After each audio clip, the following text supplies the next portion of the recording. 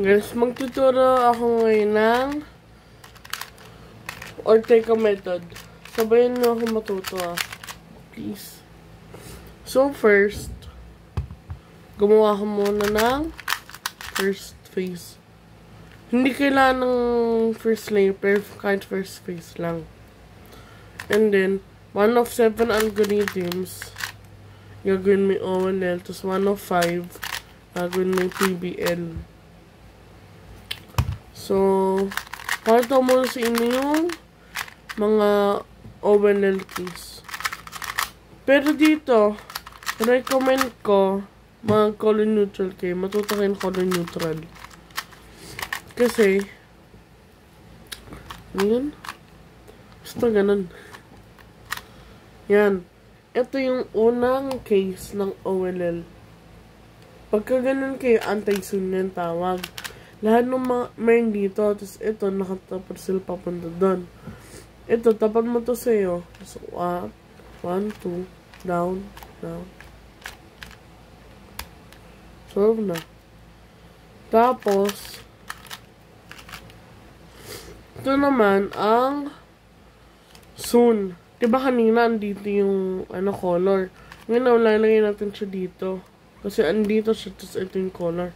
So, up, 1, 2, down. Ganun lang.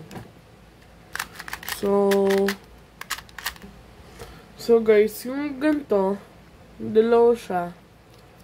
Hindi ko pa yun, alam ko siya, pero mahirap siya ituro. So, isang anti-zoom, tapos isa ulit. Ganun lang gawin mo, para solve na to. Ang alam ko, may pain mas, mas advanced method. So, ganito naman. Ito, naharap doon, dalawa. Ito naman, outside. So, yung ito, lalagay mo sa left, up, section mo dalawa, tapos balik mo.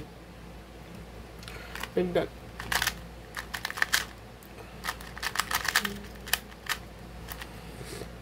Diba?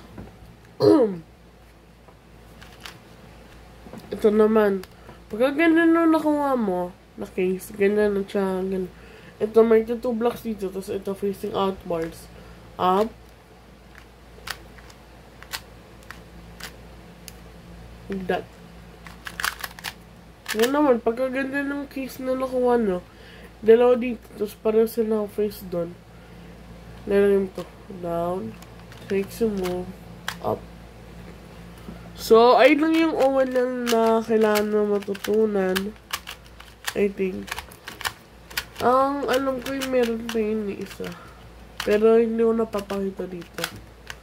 So, pag nakita na yun, gawa lang kayo ng tatlong left to zoom. Ito naman yung isa sa PBL na cases na pwede na makuha. Pag ganyan kayo, gagawin, pag marunong kayo mag-CFAP sa 3x3, gagawin na ng T-perm. Pero pag hindi, follow my step. 1.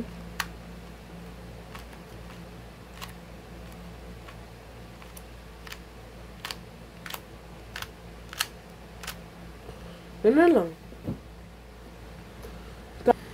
Pagka ganito naman nakuha nyo guys, gagawin na lang yung Y-perm from 3x3. Pero, pag di kayo marunong mag-CFAP, ganito yun na lang. Down.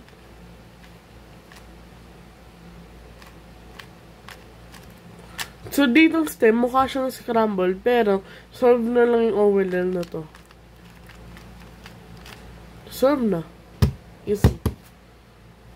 So, pagka nakuha na naman yung case na to, gagawin na lang dito yung 1, 2, left, 1, 2, 1, 2, 1. Ulitin natin. 1, 2, 1, 2, 1, 2, 1, 2. Solve. So, this part naman ay Tawagin natin dito. Dito kaya, ano tawag natin dito? Tawagin na natin tong L. Kasi para siyang pa-L eh. LPBL. So, ito. 1.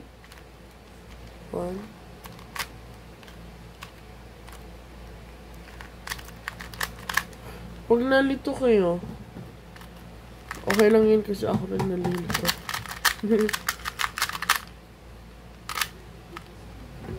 Pag ganyan. Pag gusto na yung solve agad nang hindi na siya imamove ng U or U prime, ilalagay na to dito sa bottom left yung pareho ng kulay ng bar. 1, 2. Yan lang. Yung naman, pag gusto mo yung checkered board na pattern, ito lang gawin mo. So, isa rin to sa mga cases na pwede na makuha sa PBL. Pero ito, madali lang to. Parang 3 notations lang ata kailangan mo yung memorize. 1, 2, R2, F2, R prime. R prime yun. Basta yung pag ganun. So, ayun lang naman kailangan i-memorize. So, ayun lang.